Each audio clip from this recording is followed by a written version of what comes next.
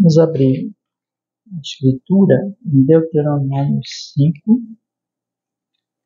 Nós vamos ler a partir do versículo 6, tá? Diz a palavra do Senhor. Eu sou o Senhor teu Deus, que te tirei da terra do Egito, da casa da servidão. Não terás outros deuses diante de mim. Não farás para ti imagem de escultura, nem semelhança alguma do que há em cima no céu, nem embaixo na terra, nem nas águas debaixo da terra. Não te encurvarás a elas, nem as servirás, porque eu, o Senhor teu Deus, sou Deus zeloso, que visita a iniquidade dos pais nos filhos até a terceira e quarta geração daqueles que me odeiam, e faço misericórdia a milhares dos que me amam e guardam os meus mandamentos. Não tomarás o nome do Senhor teu Deus em vão, porque o Senhor não terá por inocente ao que tomar o seu nome em vão. Guarda o dia do sábado para o santificar, como te ordenou o Senhor teu Deus. 6 dias trabalharás e farás todo o teu trabalho, mas o 7º dia é o sábado do Senhor teu Deus. Não farás nenhum trabalho nele, nem tu, nem teu filho, nem tua filha, nem o teu servo, nem a tua serva, nem o teu boi, nem o teu jumento, nem animal algum teu, nem o estrangeiro que está dentro das tuas portas, para que o teu servo e a tua serva descansem como tu. Porque te lembrarás que foste servo na terra do Egito, e que o Senhor teu Deus te tirou dali com um forte braço estendido. Por isso o Senhor teu Deus te ordenou que guardasses o dia do sábado. Honra teu pai e a tua mãe, como o Senhor teu Deus te ordenou, para que se prolongue os teus dias e para que te vá bem na terra que te dá o Senhor teu Deus. Não matarás, não adulterarás, não furtarás, não dirás falso testemunho contra o teu próximo, não cobiçarás a mulher do teu próximo e não desejarás a casa do teu próximo, nem o seu campo, nem o seu servo, nem a sua serva, nem o seu boi, nem o seu jumento, nem coisa alguma do teu próximo. Amém. Vamos orar. Destacando, irmãos, o versículo 18, não adulterarás, tá? Vamos orar. Senhor, estamos aqui nesta manhã para meditarmos, Senhor, na sua palavra, continuarmos estudando sobre a sua lei, sua vontade e especialmente o 7º mandamento. Nos abençoe, Senhor. Estamos aqui hoje nós para entender melhor esse assunto. Fale conosco e fale também com as pessoas que vierem ouvir depois a gravação desse estudo.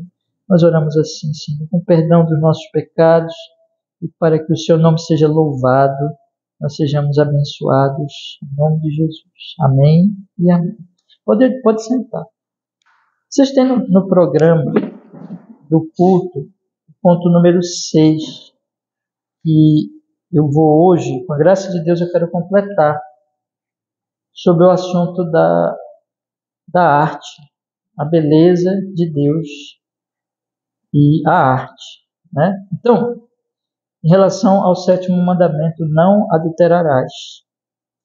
O ponto 6 aí que vocês têm, então, diz assim, estudo no 7º mandamento, esse estudo é o 24, e o Catecismo Maior de Westminster, na pergunta 139, ela nos diz assim, a pergunta, né? Quais os pecados proibidos no 7º mandamento? Nós já vimos vários pecados, e hoje nós vamos fechar aqui essa parte, se Deus, com a graça de Deus, os pecados proibidos no 7º mandamento, reticências, né? Nós já vimos vários pecados aqui.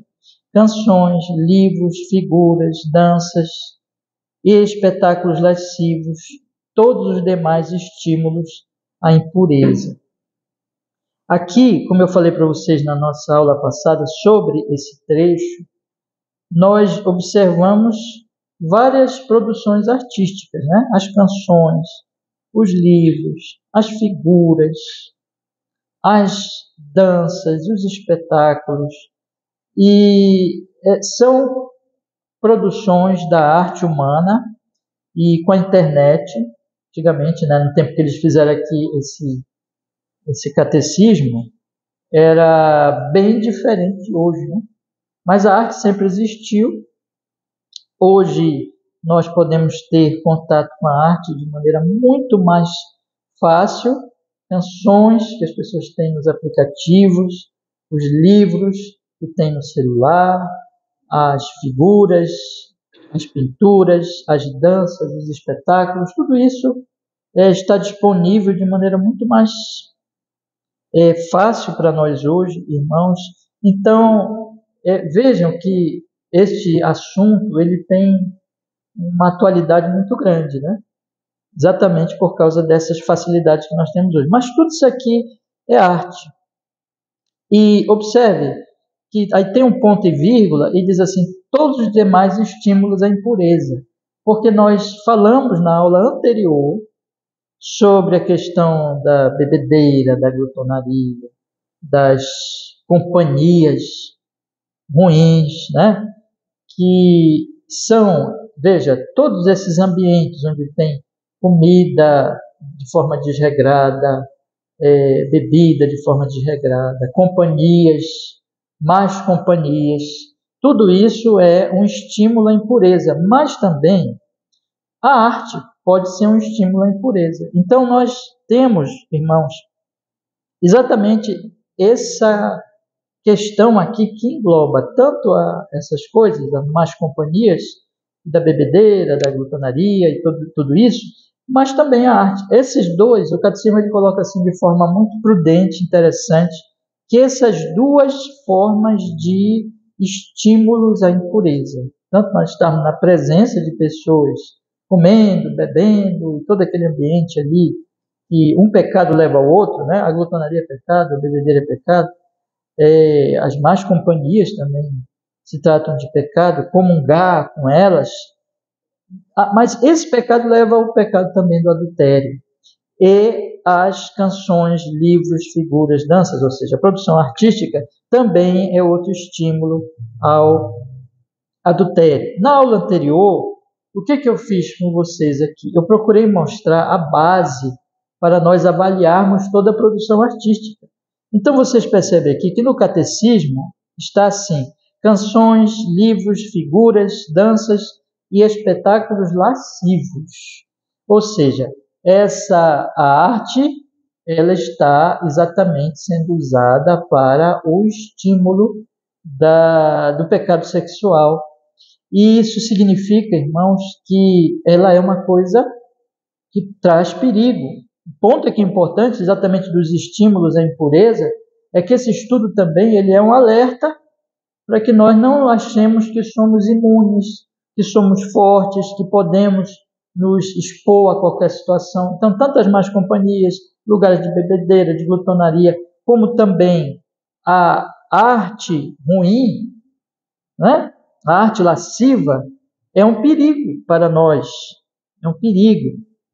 E existe aqui, portanto, irmãos, nesse tipo de arte, um elemento pecaminoso, um elemento perigoso, um elemento de tentação, porque a própria arte ela está corrompida, ela está sendo corrompida.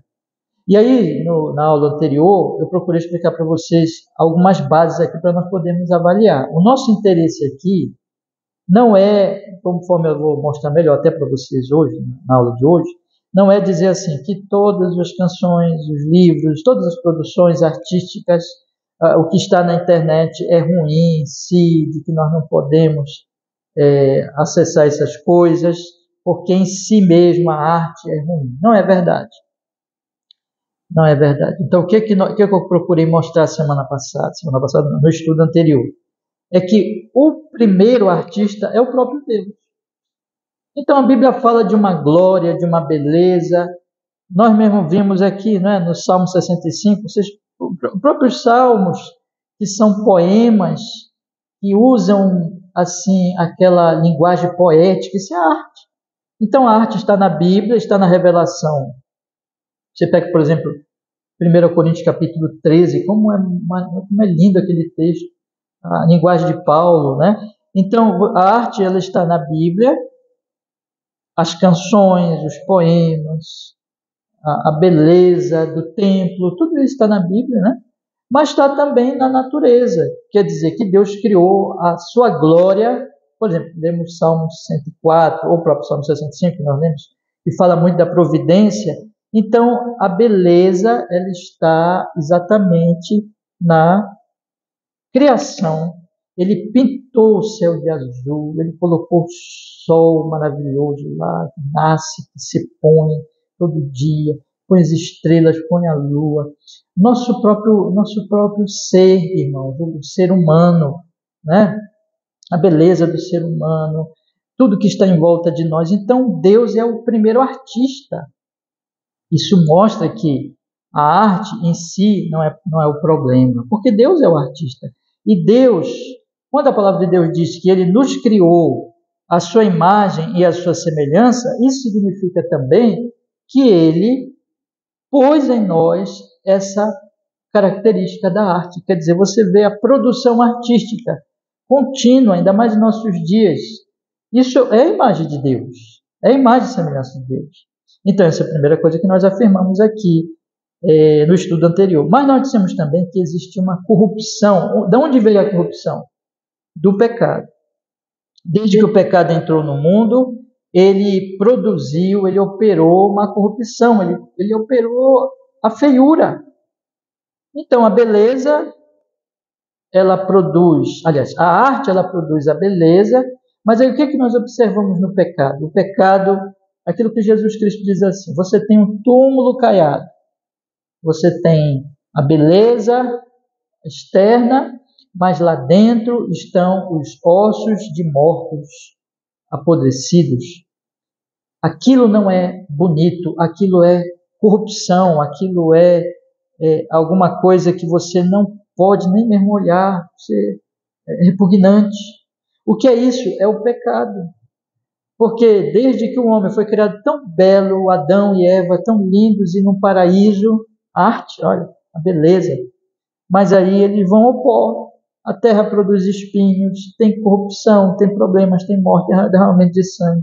Existe então uma feiura física, mas existe também uma feiura espiritual.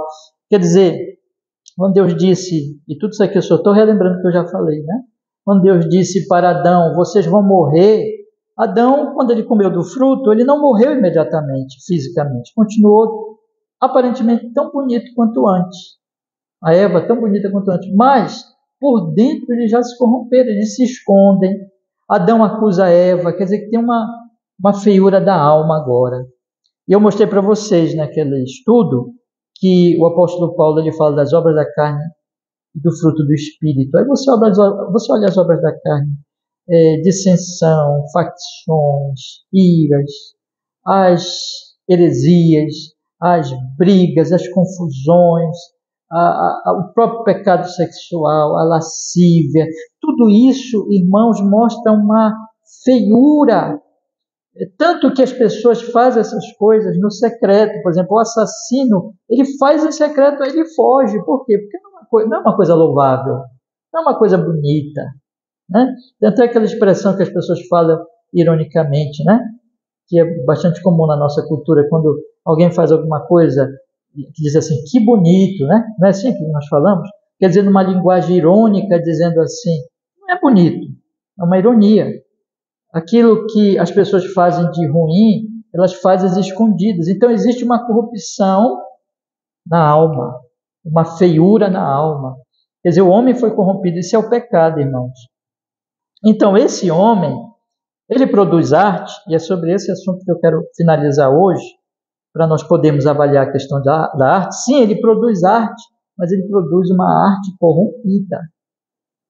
Mas, falamos também na aula anterior, que o Senhor Jesus, quando ele morre na cruz, olha o que ele faz, ele assume o nosso pecado, ele morre a nossa morte, mas ele ressuscita em glória. Aliás, é muito interessante quando tem a transfiguração. Vocês conhecem aquele texto da transfiguração, né? Que Jesus é transfigurado diante dos discípulos e ele fica com umas vestes tão brancas, ele fica cheio de glória. Tudo isso aí, irmãos, aponta para a beleza espiritual e que se manifesta também no físico, né? Ora, Jesus, quando morre, ele nos liberta da nossa morte. E ele, então, começa a nos fazer bonitos espiritualmente. Eu até disse assim para vocês, irmãos, Jesus nos faz bonitos espiritualmente. Você vê uma pessoa idosinha, velhinha, mas ela é piedosa, ela ama Jesus. O tempo marcou o rosto dela com as rugas, com as marcas de expressão. Seus cabelinhos são brancos, seu corpo é frágil. Ela não tem mais aquela beleza da juventude, né? Mas quando você conversa com ela, você percebe que ela tem uma beleza da virtude espiritual, da alma. Quer dizer, o apóstolo Paulo diz isso mesmo. Olha, nós vamos enfraquecendo. A Bíblia mostra que nós vamos enfraquecendo fisicamente, porque é feito do pecado. Nós vamos morrer. Mas nós, como cristãos, vamos nos embelezando espiritualmente, de maneira que você conversa com uma irmãzinha, com um irmãozinho idoso, que ama Jesus e eles têm uma beleza interna, do caráter, da piedade, então uma mansidão. Aí quando você pega aquele texto de Paulo, o fruto do Espírito, né? Eu acho interessante isso, porque chama de fruto o amor, a paz, a alegria, a longanimidade, a benignidade. É um fruto. O fruto é uma coisa linda, é uma coisa cheia de vida, é uma coisa gostosa de comer, né? Tudo isso fala do que é bom. Quando Deus criou todas as coisas, isso é bom, isso é bom, isso é bom. Então, do que é bom, do que é virtuoso, do que é belo. E aí o fruto, um velhinho, um jovenzinho, um irmãozinho já não tem a beleza mais da juventude, mas ele é cheio de amor. Ele é bonito. Ele é bonito. Irmãos, e a Bíblia não para aí. A Bíblia diz assim, olha, e até essa feiura física, que a gente vai ficando velho e vai perdendo a beleza da juventude, mas o que diz lá 1 Coríntios 15? Eu estou só relembrando o que eu já falei na aula passada, tá? O que diz lá 1 Coríntios 15? 1 Coríntios 15 diz que nós semeamos corrupção, mas nós vamos receber em glória. Ou seja, que você quando enterra o seu morto, não é bonito, irmãos, a morte nunca é bonita. E nós sabemos o que vai acontecer lá, né? Vai apodrecer, vai voltar ao pó. Não é bonito, mas vai retornar quando Jesus voltar com o corpo glorioso. Então essa beleza física também vai ser restaurada. Então uma beleza espiritual e uma beleza física. Uma beleza que já começa aqui, mas uma beleza que a Bíblia diz também haverá um novo céu, uma nova terra. Tem esse outro detalhe também que eu quero acrescentar que eu acho que eu não falei na aula passada. Você anda na cidade de Belém, aí você vê muita coisa ruim na cidade.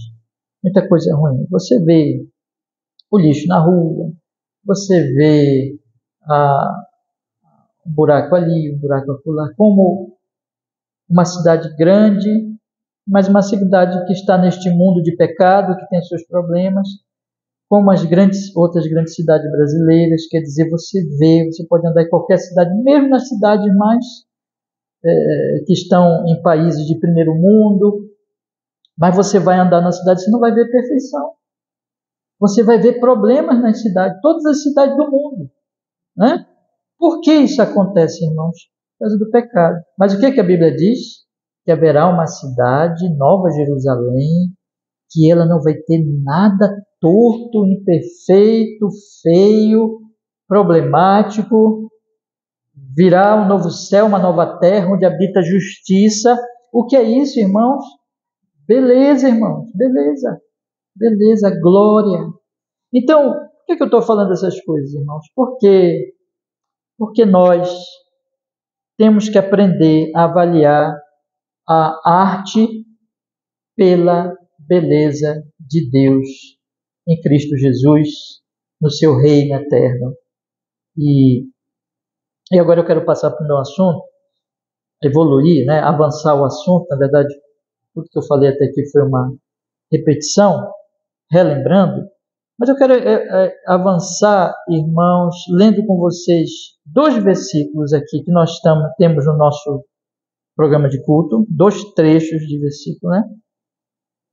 E nós vamos ler, e a partir daqui eu quero aplicar tudo isso à questão da produção artística neste mundo, e que nós temos contato, e como nós devemos ter cuidado, e como nós devemos avaliar, tendo em vista todas essas verdades que nós aqui temos falado, segundo a palavra do Senhor.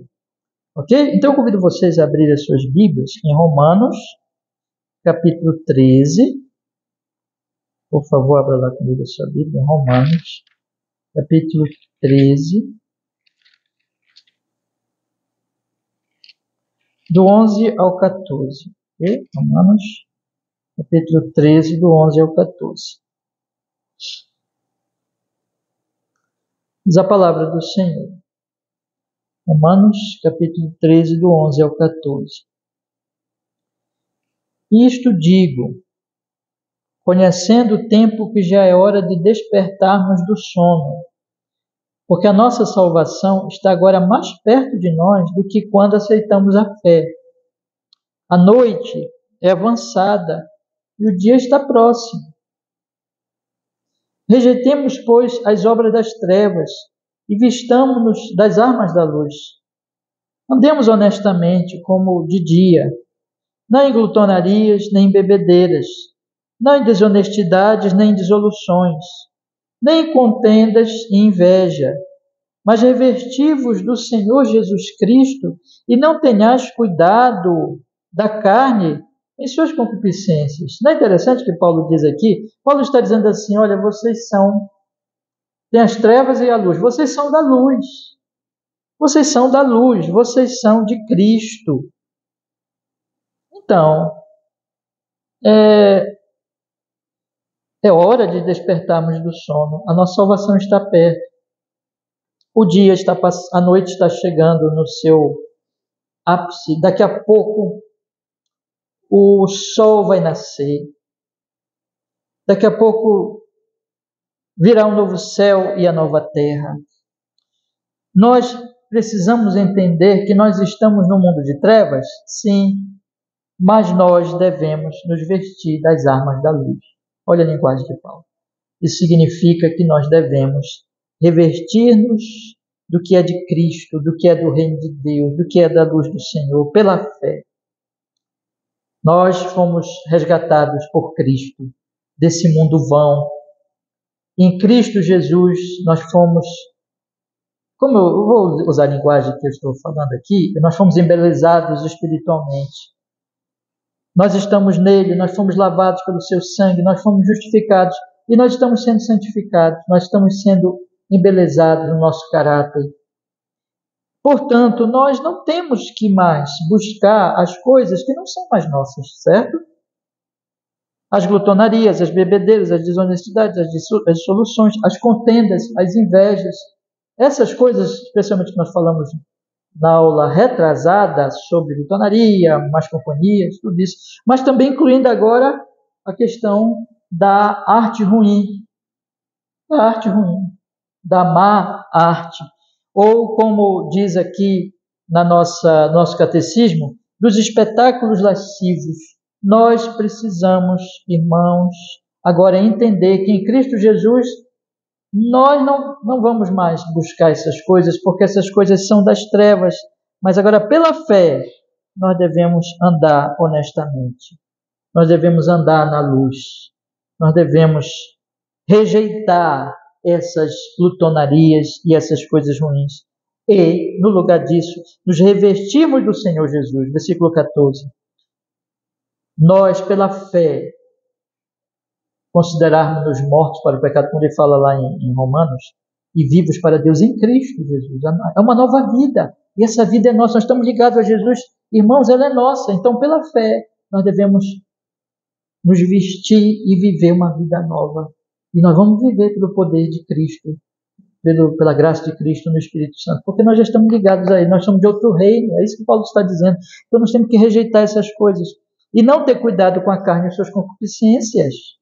Nós não devemos alimentar a carne. A carne, eu vou usar assim uma ilustração, né? A sepultura, ela nunca se satisfaz. Já que eu estou falando de morte, de pecado, de feiura, a sepultura nunca se satisfaz, né? A sepultura sempre está aberta, a sepultura sempre está recebendo pessoas. A morte, ela nunca desbasta.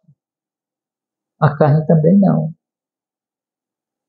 Porque todo esse princípio de morte, de destruição, de corrupção, eles estão relacionados, irmãos. O pecado, a morte vem do pecado. O pecado é a morte. Então, assim como a morte nunca fecha-se nunca diz assim, basta, ninguém mais vai morrer, as pessoas continuam morrendo, vão continuar morrendo até Jesus voltar, porque a morte é efeito do pecado, o pecado é a mesma coisa.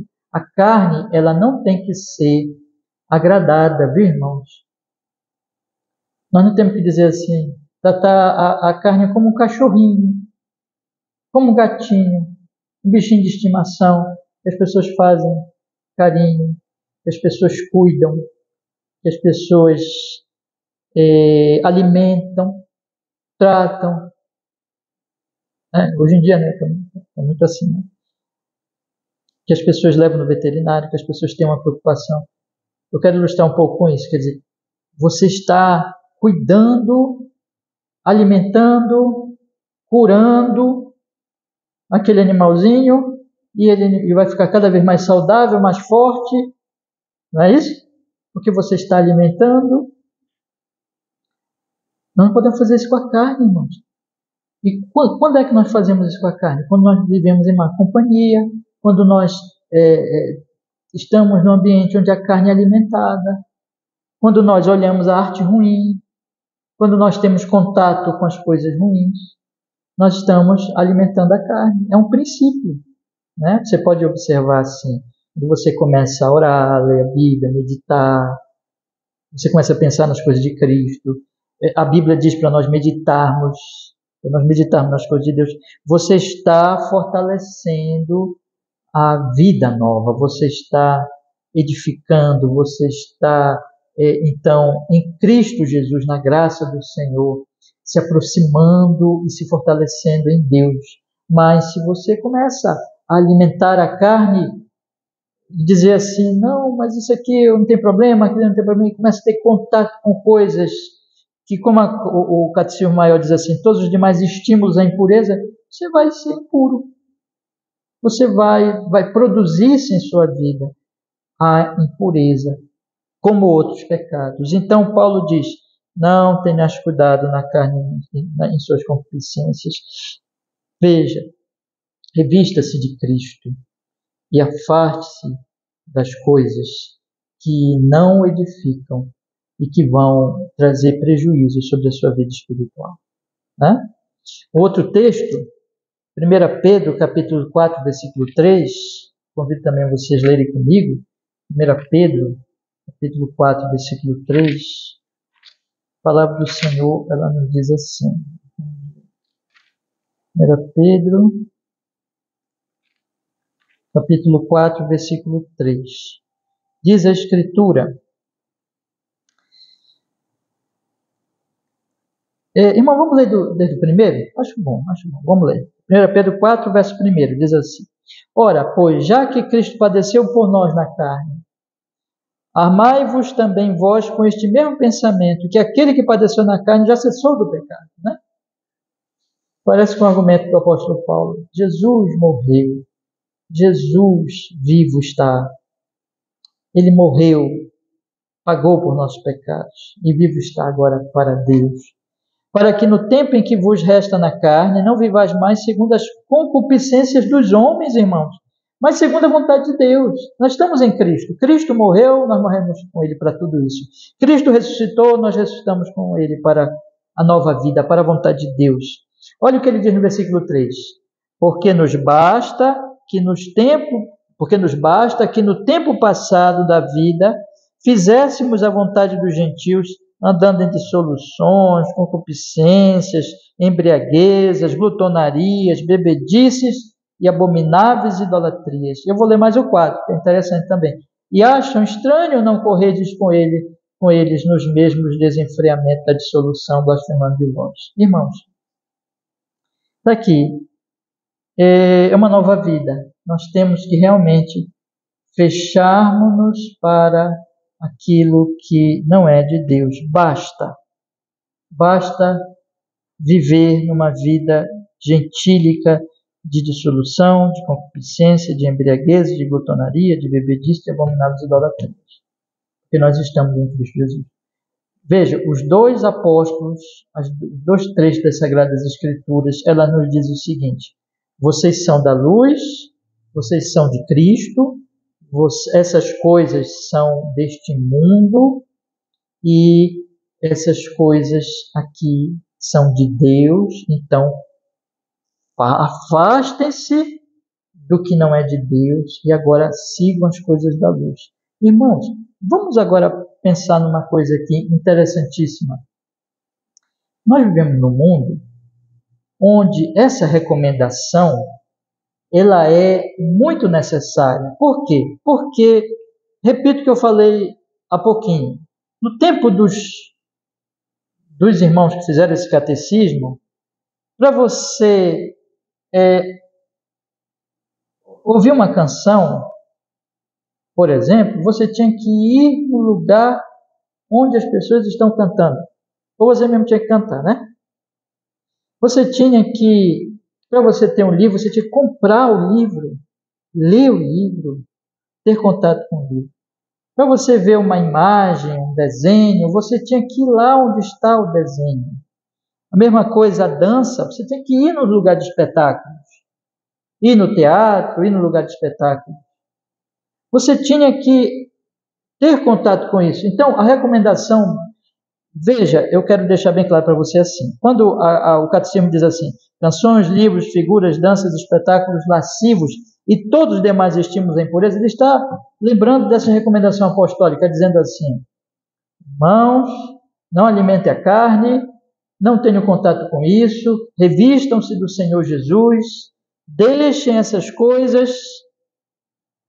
Pois bem, o contato com elas, ser estimulado a elas, alimentar a carne nelas, era possível naquele tempo, claro, mas os meios eram muito mais restritos por causa da própria tecnologia da época. Não era tecnologia, tinha tecnologia na época.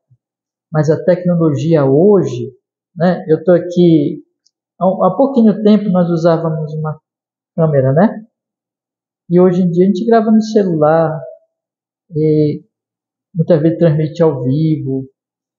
Tudo que você quiser acessar em termos dessas coisas aqui da arte, você acessa nessa telinha com muita facilidade, com muita abundância, com muita, digamos assim, irmãos, variedade. Gente, é uma inundação de coisas que nos afastam de Deus, muito mais fácil do que o tempo que ele escrever aqui, e essa recomendação bíblica e essa recomendação do catecismo, ela é muito necessária, muito necessária. De certa forma, por causa dessa peculiaridade de nossos dias, ela ainda é mais necessária. De certa forma, nós podemos dizer assim, de maneira que o que eu estou olhando, o que eu estou tendo contato, que estímulo eu estou tendo na minha vida, é aquilo que pertence às trevas ou à luz, é aquilo que pertence ao reino de Cristo, ou às coisas dos ímpios, que nós, antes de sermos cristãos, não vivíamos nessas coisas. Que tipo de contato nós estamos tendo verdadeiramente com essa arte? Que arte nós estamos vendo? Irmãos, o conselho da palavra de Deus é: não se deixe estimular pelo que não é de Deus.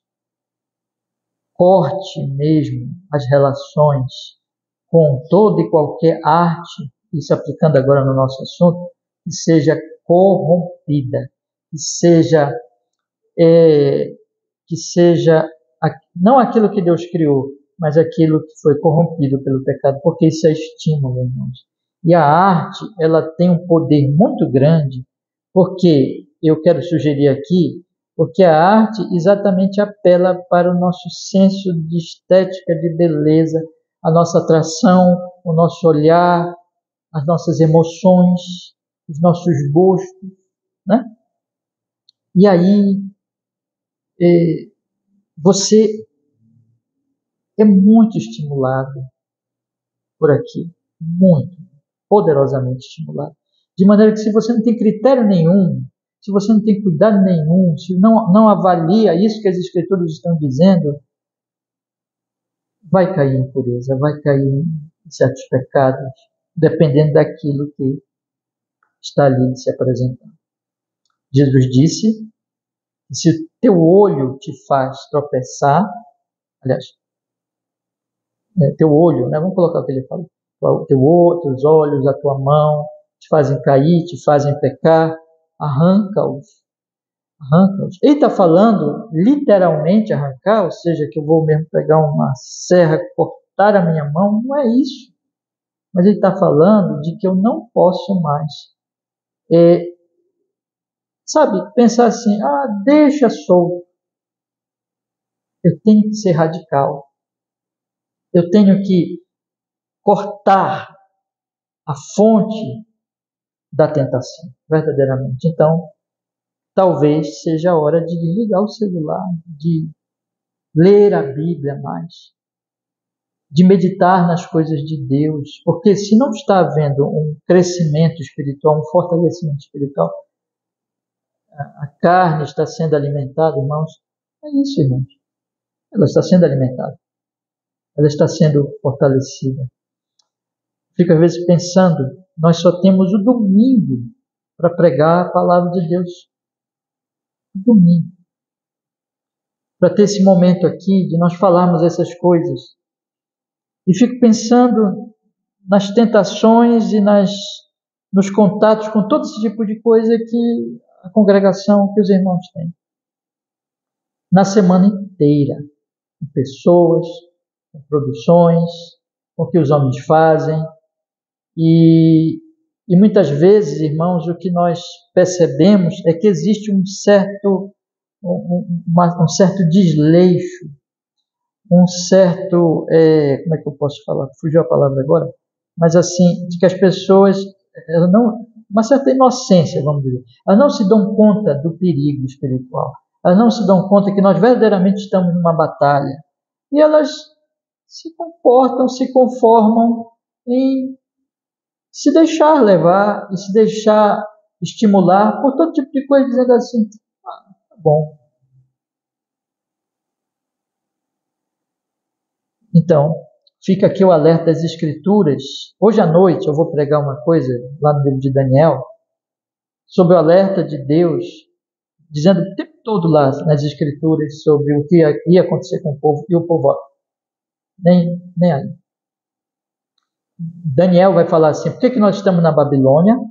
Porque o Senhor não nos falou, não, o Senhor nos falou, o Senhor nos preveniu, mas nós, de novo, nem aí, não estamos nem aí. Os alertas das Escrituras, os conselhos das Escrituras, dizendo, olha, você está no mundo mal, e você precisa estar em Cristo, e firmado em Cristo, e confiando em Cristo, sendo nutrido em Cristo, para que você possa passar por isso. É uma peregrinação, irmãos, é um deserto que nós estamos passando até chegar na glória. E o crescimento espiritual, ele vem desses alertas. Quer dizer, é muito preocupante e até digno de pensar se há genuína conversão quando as pessoas não estão nem aí. Quando as pessoas simplesmente dizem, eu não me importo. Eu tenho contato com tudo, eu nutro a minha carne, eu ando na carne. Você sabe o que o apóstolo Paulo diz, né? Andai no Espírito e não satisfarei o desejo da carne. Tem a ver com toda essa consciência, essa fé, se levantar contra tudo que é pecado, se revestir do Senhor Jesus. É isso. Então, o verdadeiro cristianismo, e é de testar o nosso cristianismo, é se nós estamos conscientes e prestando atenção nessas coisas, nos alertas. Vamos dizer, vou dar uma ilustração aqui para vocês. Uma pessoa, ela tem que chegar num lugar. Ela está, vamos dizer aqui em Belém, e ela tem que chegar numa determinada cidade, e esta cidade, o caminho dessa cidade é cheio de perigos. E aí, se fala para essa pessoa, ela vai, vamos dizer, viajar, e se fala para essa pessoa, tome cuidado, não passe por esse lugar, por essa estrada, se proteja, por exemplo, não viaje à noite, sabe? Esses conselhos, esses alertas. A pessoa que vai chegar no outro lado, que realmente é uma pessoa consciente, prudente, ela vai ouvir esses alertas, irmãos. Mas a pessoa que não está nem aí, ela pode nem chegar lá, ela pode ser morta, porque ela acredita que simplesmente ela vai conseguir chegar na outra cidade sem se preocupar com os perigos, com os estímulos à impureza. Tendo dito isso, eu quero agora lhes dar alguns critérios de avaliação. Tá? Vamos entender aqui o que a palavra de Deus nos orienta. Vamos procurar, com a graça de Deus, tomar certos princípios aqui e avaliarmos, irmãos, a nossa vida diante de Deus. Primeira coisa, eu quero ler com vocês, vamos ler alguns textos. Gênesis capítulo 4. Gênesis capítulo 4.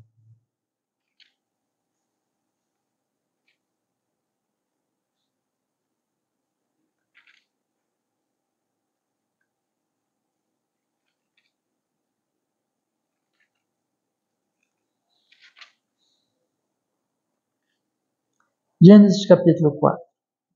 E vamos ler a partir do versículo 17. E conheceu Caim a sua mulher, e ela concebeu e deu à luz a Enoque. E ele edificou uma cidade e chamou o nome da cidade conforme o nome do seu filho Enoque. E a Enoque nasceu Irade, Irade gerou Meujael, Meujael gerou Metusael, Metusael gerou a Lameque. E tomou Lameque para si duas mulheres, o nome de uma era Ada e o nome de outra era Zilá. E Ada deu à luz a Jabal, este foi o pai dos que habitam em tendas e têm gado. E o nome do seu irmão era Jubal, este foi o pai de todos os que tocam harpa e órgão. E Zilá também deu à luz a Tubal-Caim, mestre de toda obra de cobre e ferro, e a irmã de Tubal-Caim foi Noemi. E disse Lameque às suas mulheres, Ada e Zilá, ouvi a minha voz, vós mulheres de Lameque. Escutai as minhas palavras, porque eu matei um homem por me ferir, e um jovem por me pisar. Porque 7 vezes Caim será castigado, mas Lameque 70 vezes 7. Vamos começar a analisar a seguinte questão. O que eu devo fazer com a arte produzida neste mundo? Com relação à minha proteção, com relação a não estimular a carne, com relação ao que a confissão diz, aos estímulos à impureza. Como eu posso me proteger? Primeira coisa que eu quero colocar aqui para os irmãos é que Deus, ele deu para o homem ímpio que matou o seu irmão a possibilidade de edificar uma cidade, conforme o versículo 17. Quem foi esse homem? Caim.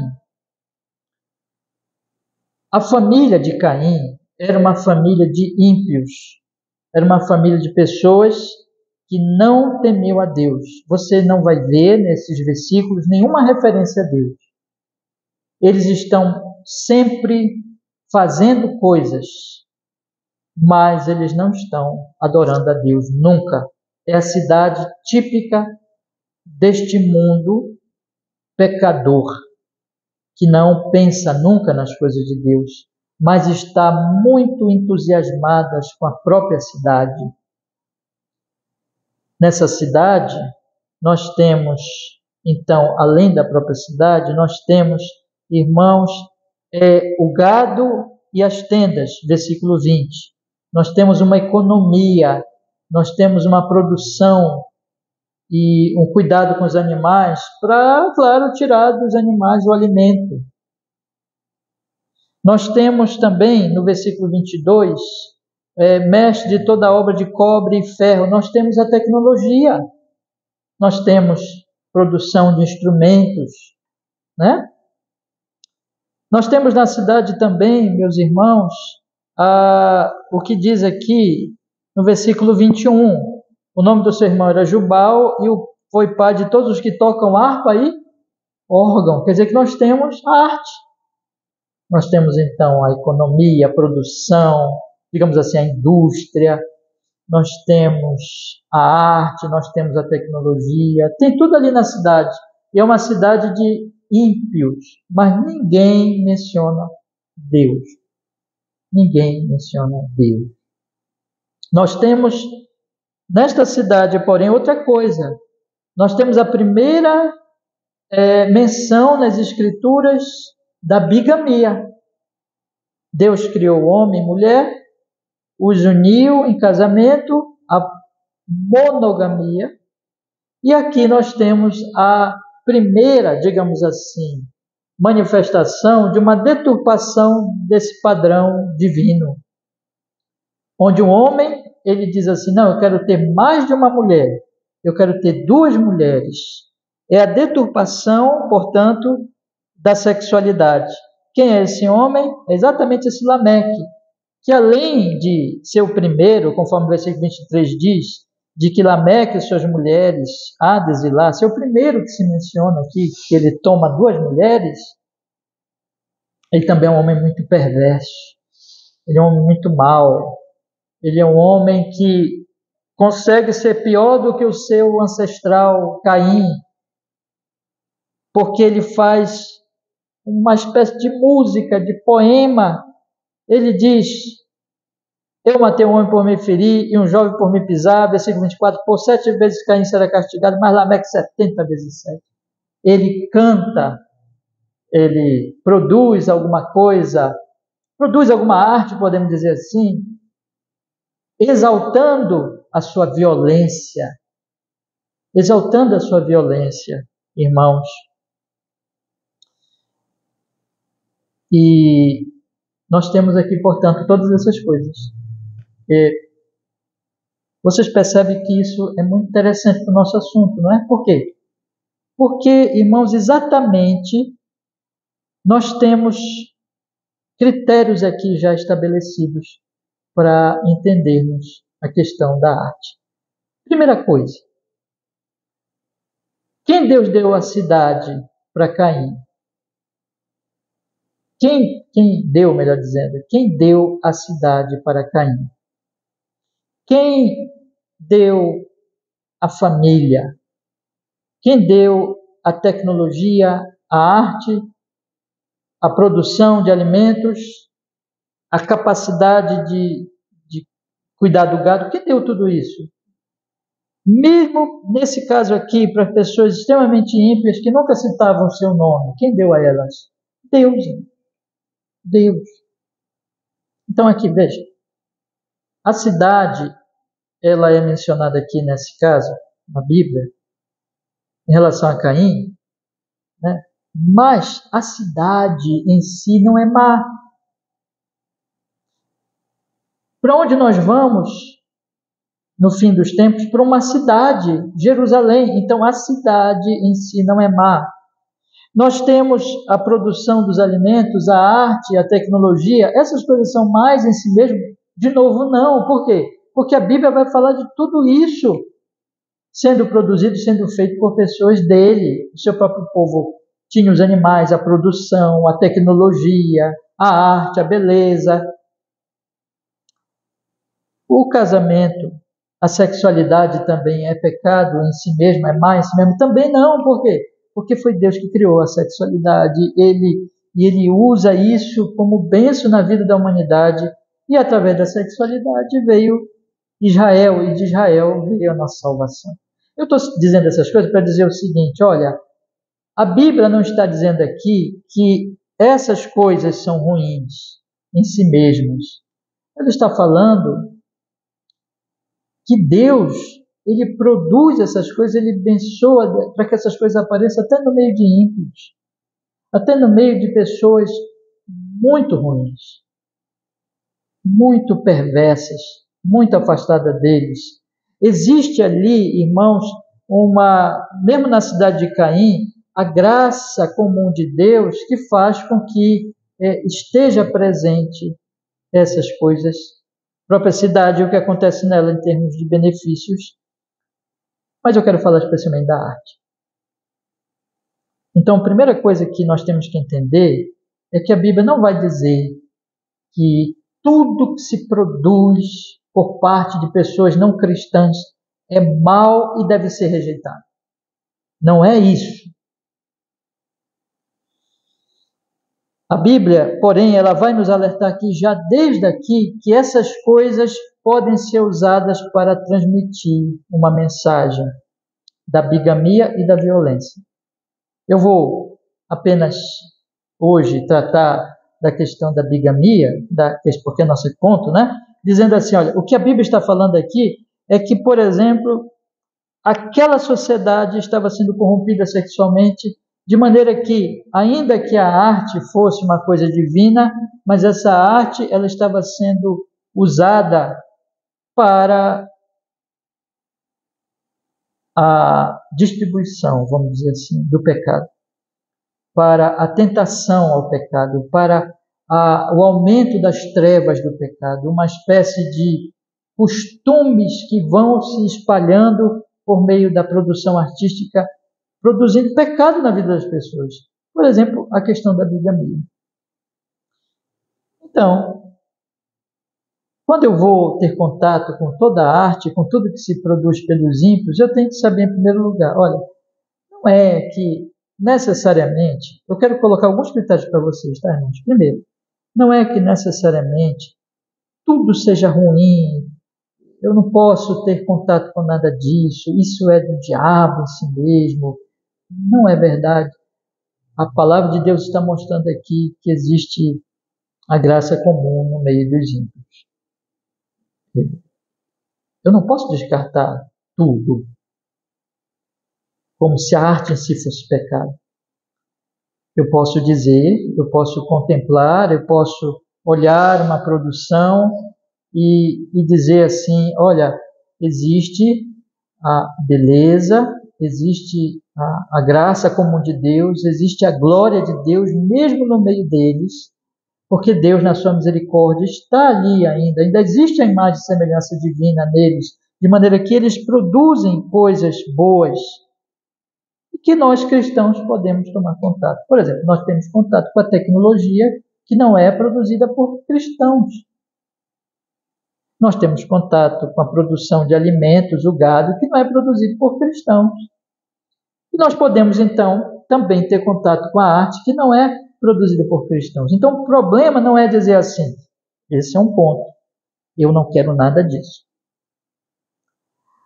O problema, porém, meus irmãos, não pode ser visto como o outro extremo e dizendo assim, tudo é bom, tudo me será útil, e porque tudo, afinal de contas, é graça comum de Deus, porque não é bem assim.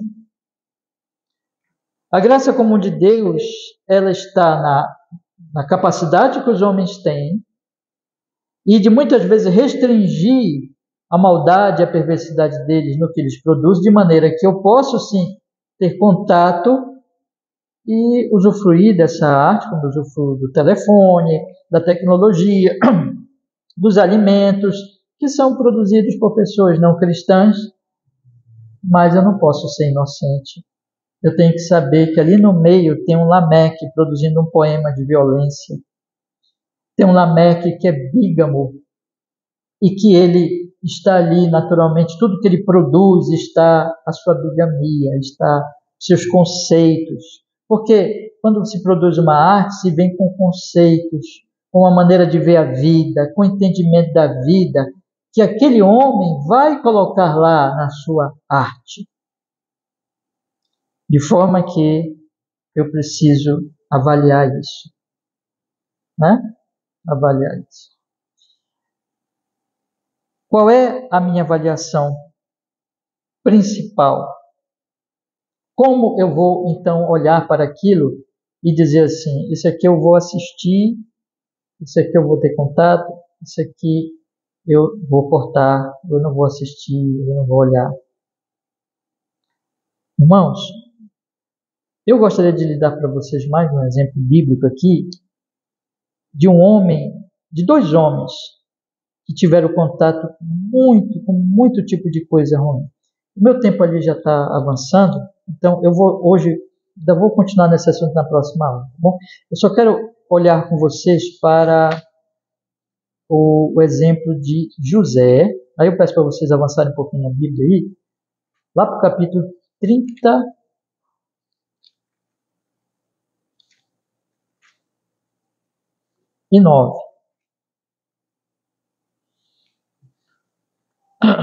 capítulo 39.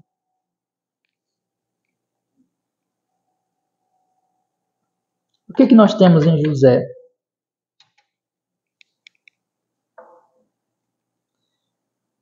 Primeiro versículo. Eu vou ler aqui, falar um pouco e a gente para e vamos continuar na próxima aula daqui do José, tá bom? Vamos fazer assim. Então, Gênesis 39, ele diz assim: E José foi levado ao Egito, e Potifar, oficial de Faraó, capitão da guarda, homem egípcio, comprou da mão dos ismaelitas que o tinham levado lá. E o Senhor estava com José, e foi homem próspero, estava na casa do seu senhor egípcio. Vendo, pois, o seu senhor, que o Senhor estava com ele, e tudo que fazia o Senhor prosperava em sua mão, José achou graça em seus olhos, e servia-o, e ele pôs sobre sua casa, e entregou na sua mão tudo que tinha. E aconteceu que, desde que pusera sobre a sua casa, sobre tudo que tinha, o Senhor abençoou a casa do egípcio, por amor de José. E a bênção do Senhor foi sobre tudo que tinha, na casa e no campo. E deixou tudo o que tinha na mão de José, de maneira que nada sabia do que estava com ele, a não ser do pão que comia. E José era formoso de porte e de semblante. Aconteceu depois dessas coisas que a mulher do seu senhor pôs os seus olhos em José e disse: Deita-te comigo.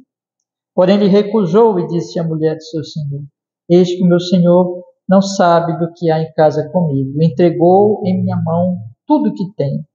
Ninguém é maior do que eu nesta casa, e nenhuma coisa me vendeu senão a ti, porquanto tu és a sua mulher. Como, pois, faria eu tamanha maldade e pecaria contra Deus?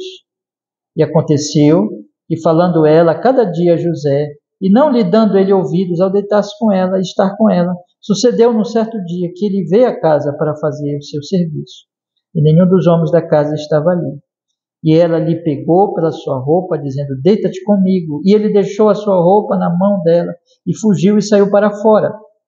E aconteceu que, vendo ela que deixara a sua roupa em sua mão e fugira, clamou aos homens de sua casa e falou-lhe, dizendo: Vede, meu marido trouxe um homem hebreu para escarnecer de nós.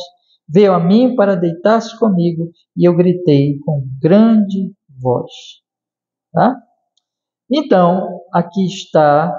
Quero deixar para os irmãos algumas pistas que nós vamos tratar, prosseguir na próxima aula, tá? Mas aqui, primeira coisa, José é homem piedoso. Chegou na casa de um pagão. Ele fazia tudo com fé e o Senhor estava com ele. Versículo 3. Vendo, pois, que o Senhor estava com ele, José estava ali trabalhando para os pagãos, tendo contato com tudo aquilo ali, toda aquela cultura, mas sempre no Senhor. Essa é a primeira grande pista aqui, meus irmãos, que eu vou desenvolver na outra aula. Em segundo lugar, quando ele teve contato com a tentação sexual, ele imediatamente trouxe tudo de novo para o Senhor.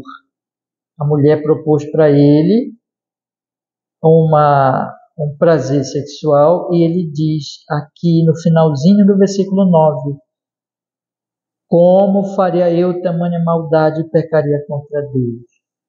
Ele traz tudo aquilo para o Senhor. O critério daquilo que estava sendo proposto era o Senhor.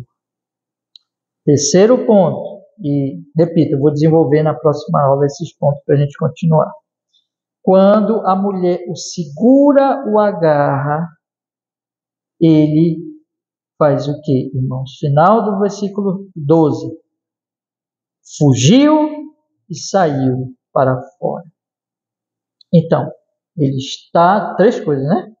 Ele está naquela cultura pagã, mas ligado no Senhor, não deixa de fazer nada, não deixa de ter contato com nada. Ele não é um isolacionista, né? Está lá, mas ele está no Senhor.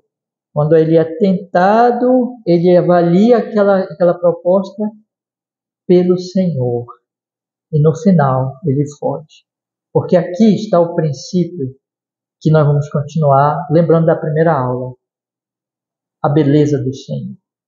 A glória do Senhor. É isso, irmão. Vamos orar?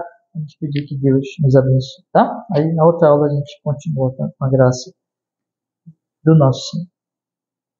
Senhor amado, nós te louvamos, Senhor, porque nesta manhã estivemos aqui estudando, meditando nessas coisas tão importantes, tão fundamentais para a nossa caminhada cristã, Senhor.